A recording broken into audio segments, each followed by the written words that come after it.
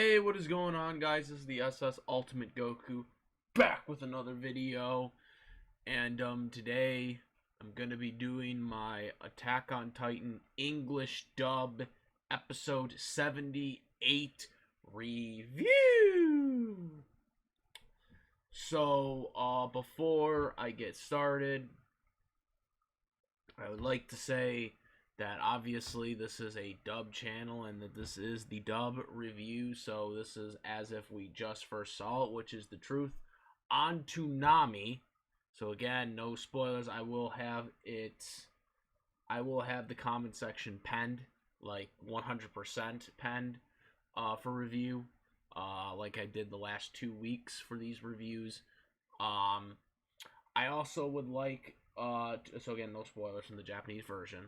I would like to clarify some comments that were made from the last review, because I guess some people aren't aware of this, even though this has been a thing since Attack on Titan's English dub started on Toonami. I'm assuming most of the people that are commenting are just people that don't have cable anymore, but I don't know for sure. But some of the people that were commenting were asking me, where did I find this? How did I watch this? And yada, yada, yada.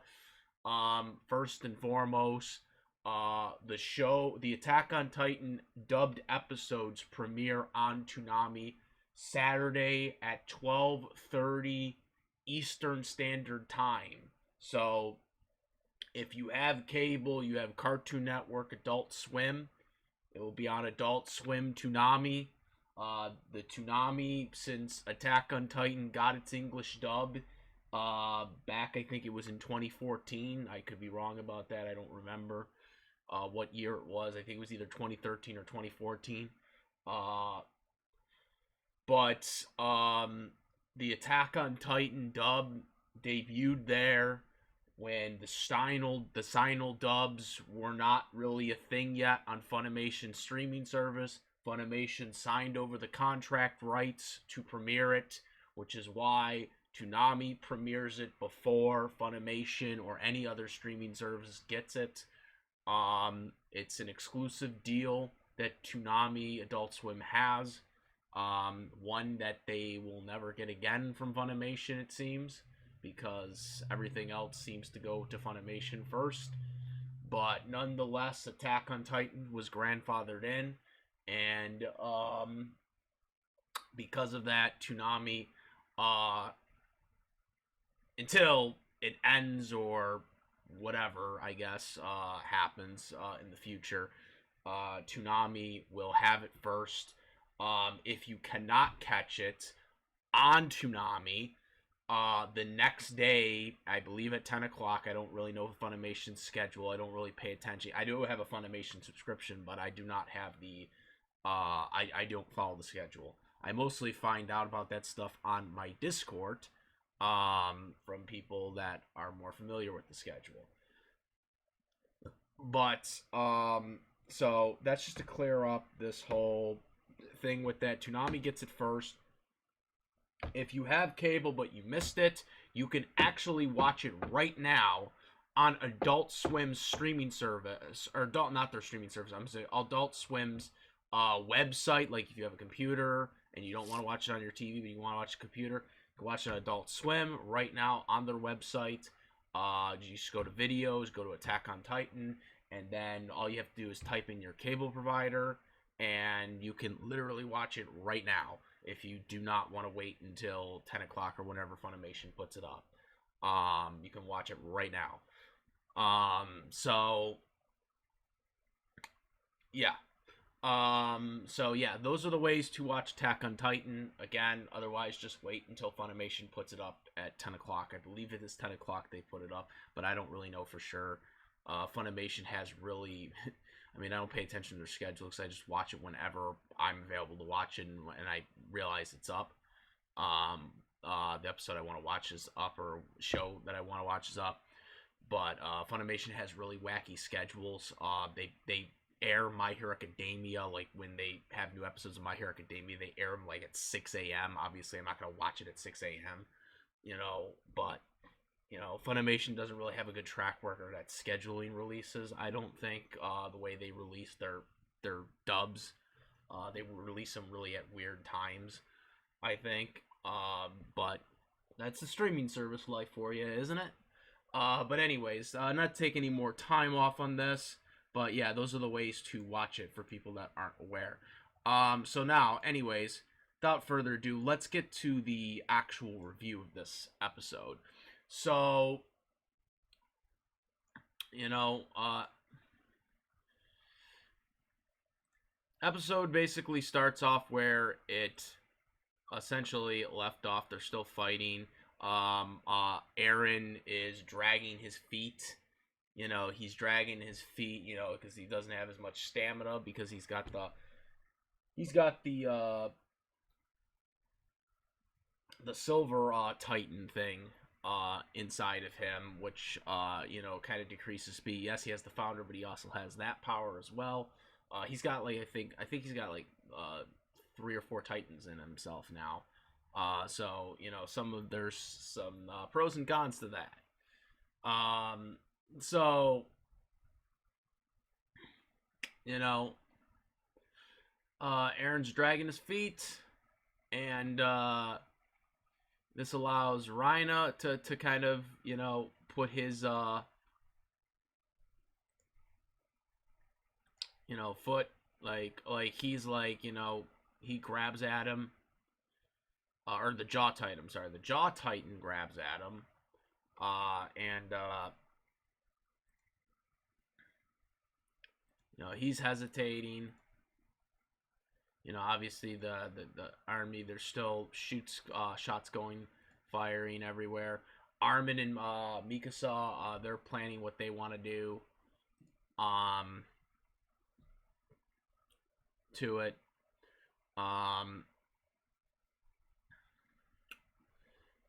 Eren gets injured by Portugal, who's the Jaw Titan, but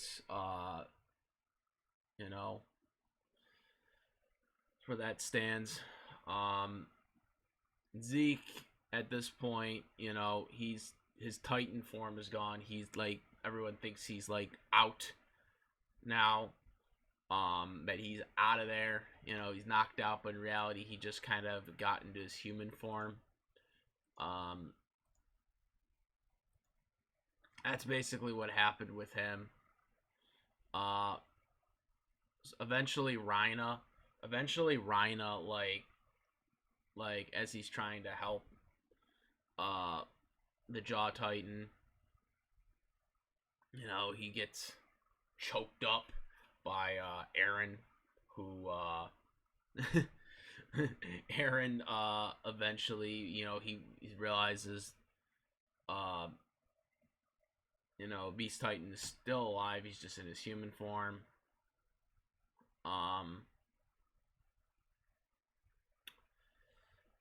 And he basically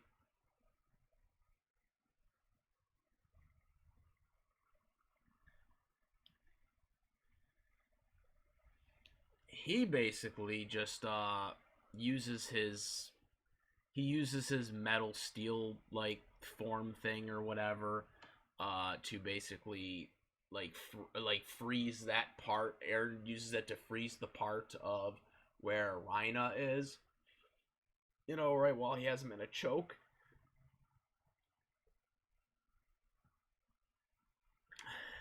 And Falcon is with his older brother Colt, and he is basically pleading with Zeke because he's trying to get there, because obviously he wants to yell to do his plan.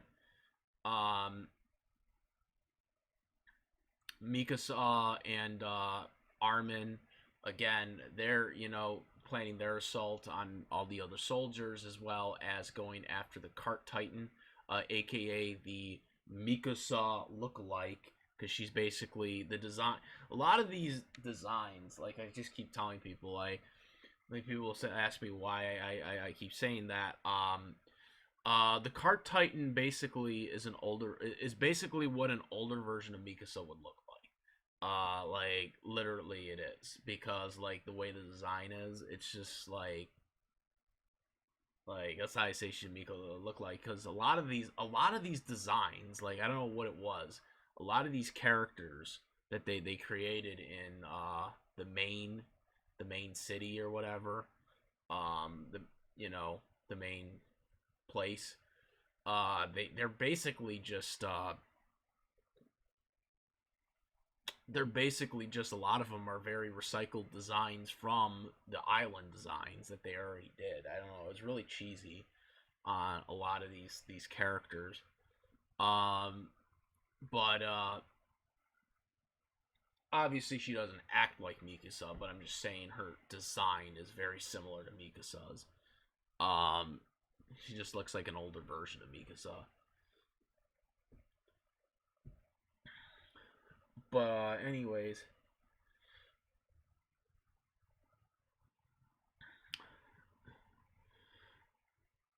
so then he pleads, the cult, the older brother of, because again they're fighting the Cart Titan off while this is going on. He's like, "Oh, it's over," and they're still fighting it. Meanwhile, again, this is going on when Colt, the older brother of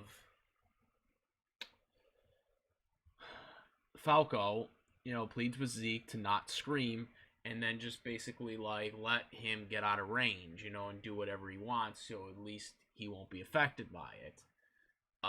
Because he has the wind in him. And it basically is to no avail, because Zeke still does his scream. And so all the people that had the wine, Pixis, General Pixis, everyone basically turns into a Titan because of this.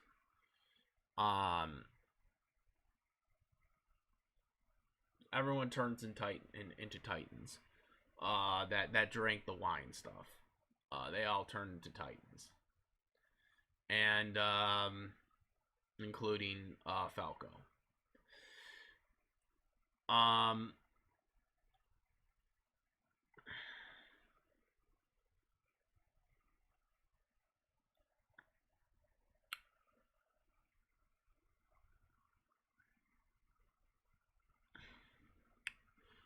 um, then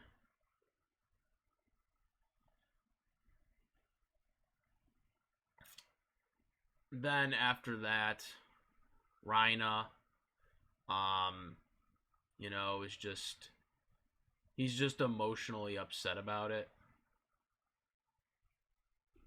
He's just emotionally upset about it, and like while he's trying to contain Eren, which ends up not working out, he sees Falco on his neck, and he's like trying to bite into him and eat him, which is kind of weird that Falco would be self-aware of this, because they're supposed to be mindless Titans. I think they're kind of a little hypocritical on that. But it just seemed like Falco like knew what was going on. So he's trying to think about biting his neck. But the Jaw Titan, who goes back into his human form, he basically screams at him, eat me instead, basically, or offers him to be eaten instead, still believing he is the better man than Rhina, because he was picked, or he was supposed to be picked, but they were all scared, so they had him do it instead. And then he got it because his brother got eaten by Ymir, and that's how he got the Titan form. But he lets himself get eaten. And And that's basically what leads to um, the him getting eaten by Falco and Rhino not, which again is really weird that it's really weird that like Falco, who's supposed to be a mindless Titan, would just decide to eat Rhina or not eat Rhina for someone else because they yelled at him to do so when they literally could have bitten Rhina's neck off and taken the power. Um, the Service Cord attacks Rhina with the Thunder Spear. And again, this is what led to the him having him by the choke, and then he used the steel part of his Titan form to go to the human form to now reach Zeke, who is also in his human form.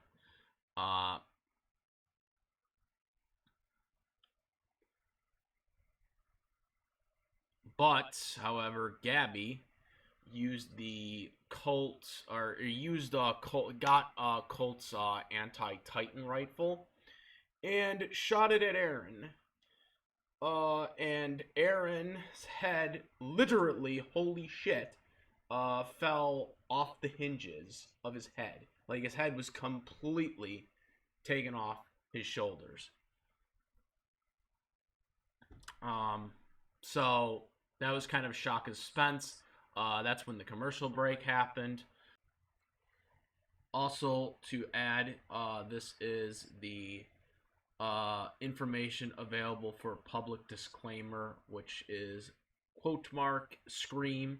Again, this also airs right before the commercial break. Not many people get to see it, so I just do this through the Adult Swim website. Screenshot this from the Adult Swim website for the video feed. So here's the quote: Eldion, who have interacted with Zeke Zager, spinal fluid transformation into a pure Titans from his scream. Losing their own mind or their own will, these Titans obey Zeke regardless of who they are or their lives before. Which again, or end quote, which again begs the question to why Falco, um, was attacking Rhina, and the Jaw Titan, ultimately, because he ate the Jaw Titan and becomes the Jaw Titan. We haven't seen it yet, but we will in the next episode. Most likely. Yeah, it does really make me wonder why this is a thing, since they're supposed to follow Zeke now. But yet, it seems like they are still not doing that. But yeah, just to add this to the discussion. So yeah, that is the public disclaimer for this week. And after the commercial break had ended, they basically had showed they showed flashbacks of what happened prior to him getting shot, and then they show what they didn't show before the commercial break is that his fallen head has now fallen in the hands of Zeke, who touches him. So then they go to the dimension or whatever. This was a really interesting sequence because I was trying to think to myself, okay, now Attack on Titans had some kind of things that don't make sense on it, like since the beginning. Like with Eren, who was swallowed by a Titan, but the Titan only bit his hand and bit his neck, so Eren was able to survive and basically get out of the Titan and still be a Titan himself. Type form. And at the time, we didn't see an issue with this, but obviously, as the continuities unfolded later on, it started making myself question, like, how that would happen. But so Eren was in human form, and his head fell off of his head, which is his neck. So I don't know if that can be regenerated or not. Um, since he was in human form, and they're supposed to be able to regenerate. I don't know how that applies to the neck. Um, since they were in human form, but nonetheless, it doesn't matter because he touched him. Uh, I guess so. He's, I guess, still was technically alive because he did say that I touched you ended, before the blood ended or whatever out of your head or whatever. But I don't know. That just doesn't make sense to me. I don't know, like, because when you get shot, when your head falls off of your head, that's pretty much it. Like, you're dead. But obviously Eren isn't a regular human because he has the Titan forms and stuff. Um, for the Eldians, but I don't know. It just doesn't make sense, like based on what they state and what they do. Because neck is their biggest vulnerable point. That's their weakness. But I don't know. It's just really weird. And I don't know, like, if he can regenerate from that or not. But I mean, he touched him, and he said that he was still technically alive when he touched him. So I guess he's still alive. Um, but nonetheless, the rest of the episode they go to a dimension. Um, it's really interesting dimension. I really kind of needed more clarity from this because I mean we had seen flashes of this dimension already beforehand, but we never really got a full in depth of what this dimension was. Um, and after rewatching it a couple of times on Adult Swim, website, just to try to really figure out what this exactly was, because I was looking at it on Discord, or I mean not Discord. I'm sorry. I was when I was trying to when people were telling me this on my Discord, like what this was. I was trying to see what they were trying to see.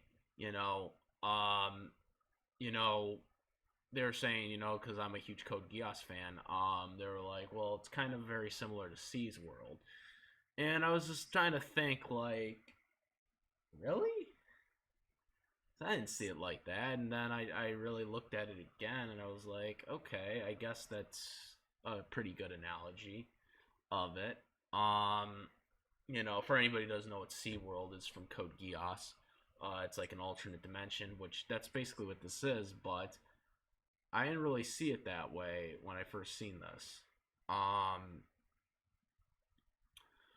But nonetheless, um, Zeke is trapped in in chains basically.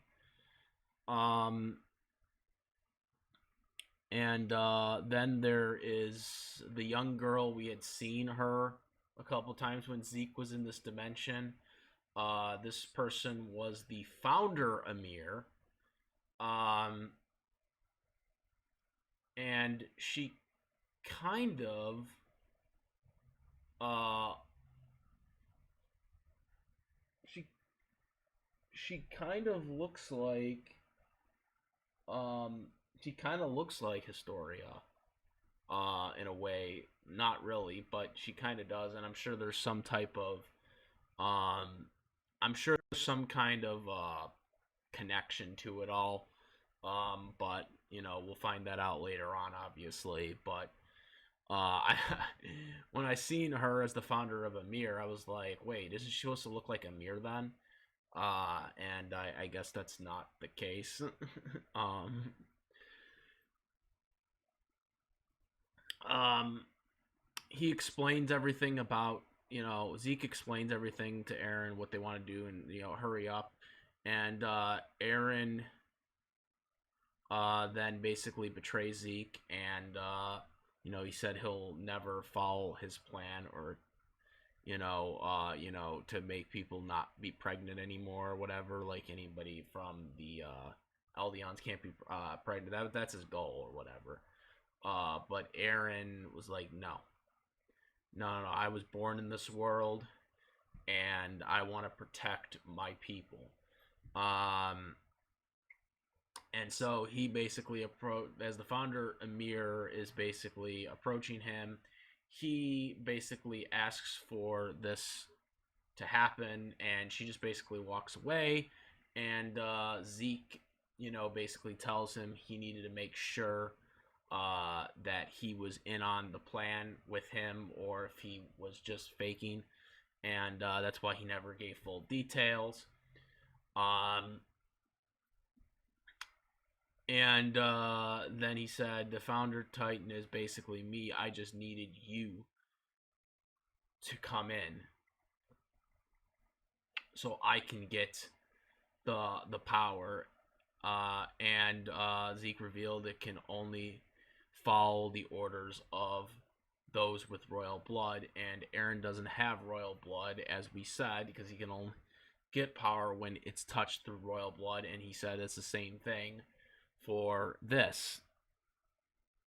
Zeke shackles then Eren in chains.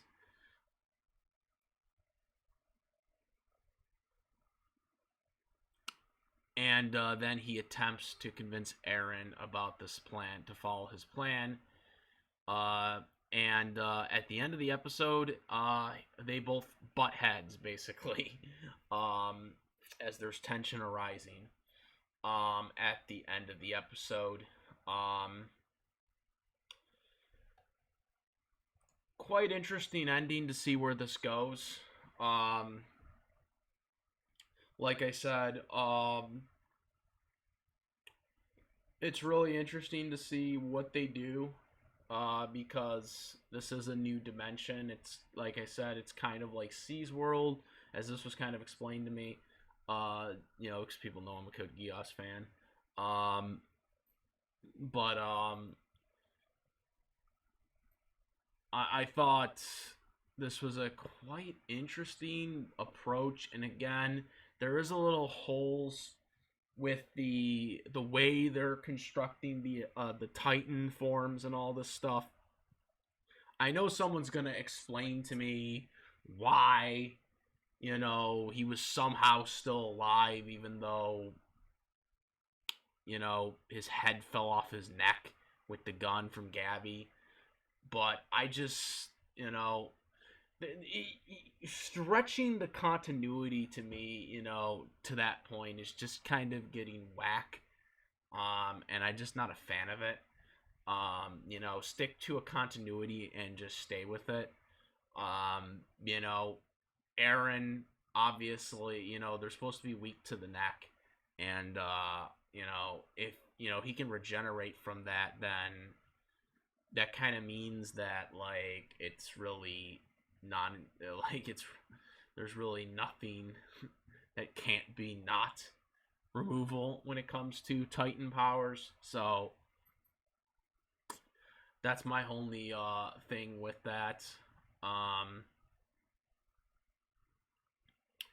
And yeah, guys, very interesting episode. I mean, obviously this is going to lead to probably the next couple episodes being in the dimension as well, since I'm imagining they're going to basically be fighting each other.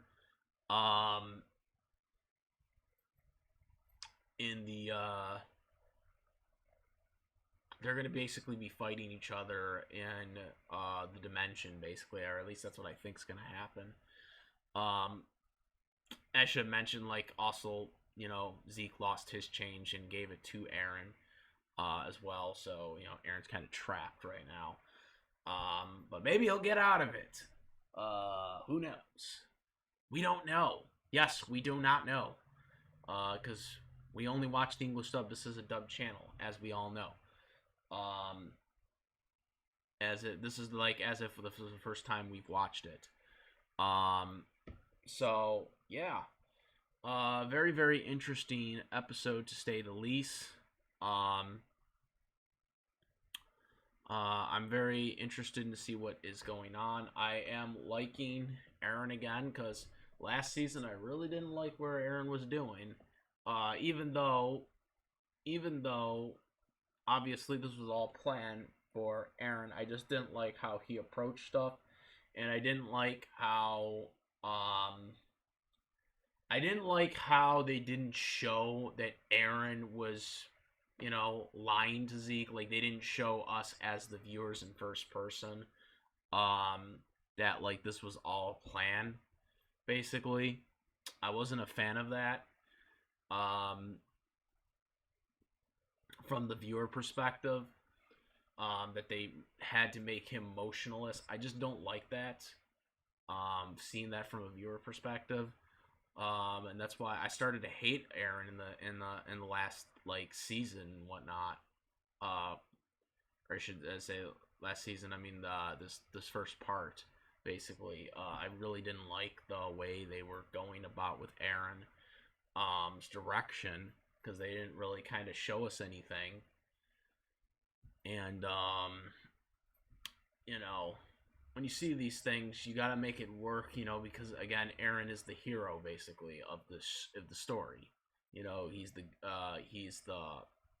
guy, basically, and they need to kind of show this to the viewers, and I don't think they really approached this very well. They did this really brilliantly with Code Geass, even though Lelouch is more of an anti-hero. And I guess to a certain extent, you could say this with Attack on Titan. He's an anti-hero more now.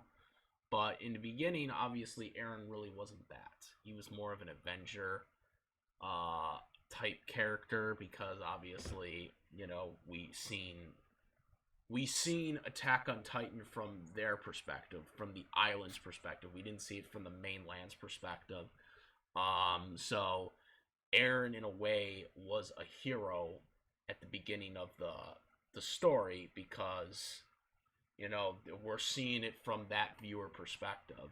So when we're seeing it from the viewer perspective of Eren, we want to see it more through his eyes. You know what I'm saying?